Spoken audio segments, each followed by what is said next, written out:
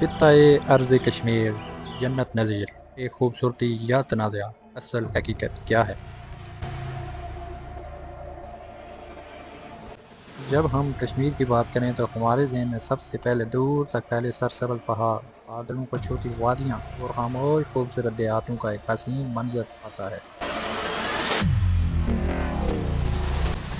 ایک ایسا خطہ جسے قدرت نے بے پناہ خوبصورتی سے نوازا ہے، لیکن کیا کشمیر صرف ان دلکش مناظر اور خوبصورت وادیوں تک محدود ہے، یا اس کے پیچھے ایک ایسی حقیقت پوشیدہ ہے جس سے اکثر لوگ ناواقف ہیں؟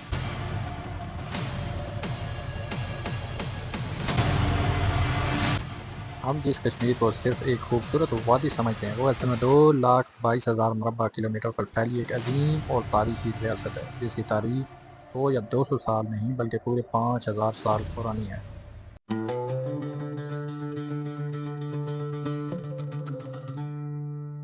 قدیم سنسکرت تاریخ، راج ترنگی سے لے کر موریہ اور کوشان سلطنتوں تک کشمیر علم، ثقافت، خدمت اور اسلام کا عظیم مرکز رہا۔ شاہ مری خاندان، مغلوں اور درانیوں کے دور سے گزرتی ہوئی یہ ریاست 1846 میں ڈوگرا حکومت کے تحت ایک مکمل خود مختار ریاست کی شکل اختیار کرتی، لیکن پھر 1947 کا تاریخی موڑ آیا اور یہ خوبصورت ریاست جغرافیائی اور سیاسی لحاظ سے 3 بڑے ممالک کی سرحدوں اور کنٹرول میں تقسیم ہو کر رہ گئی۔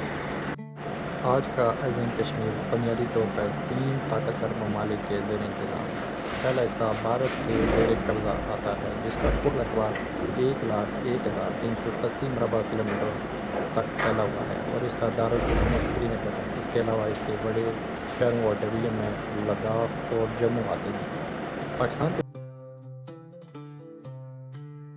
زیر انتظام کشمیر کا کل رقبہ 85,846 مربع کلومیٹر ہے۔ یہ خطہ آزاد جموں کشمیر گلگت بلتستان پر مشتمل ہے اور اس کا دارالحکومت مظفر آباد اور گلگت بلتستان کا دارالحکومت گلگت ہے۔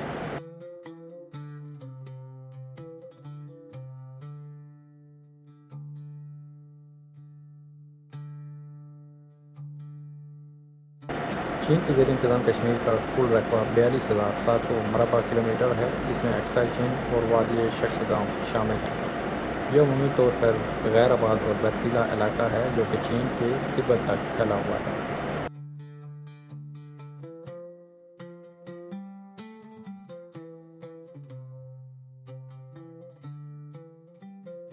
یہاں عمومی طور پہ بڑا سوال یہ پیدا ہوتا ہے کہ اس پوری ریاست 2,22,000 مربع کلومیٹر کی تاریخی ریاست کا مرکزی دارالحکومت کون سا رہا ہے؟ تاریخ اور واقعی طور پر پوری ریاست جموں کشمیر کا تاریخی مرکزی دارالحکومت سری نگر رہا، جو کہ صدیاں پرانا ایک دلکش شہر ہے۔ 1947 میں پاک ہونے کی آزادی کے وقت اس ریاست کی آئینی اور سیاسی حیثیت کا حتمی فیصلہ نہ ہو سکا۔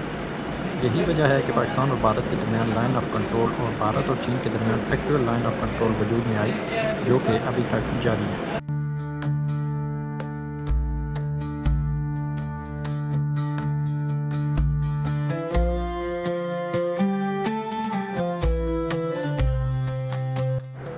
کشمیر کی کہانی صرف خوبصورت وادیوں کی کہانی نہیں، بلکہ یہ ایک عظیم تہذیب، پیچیدہ تاریخ جو کہ 5,000 سال پرانی ہے اور لاکھوں انسانوں کے مستقبل کی کہانی ہے۔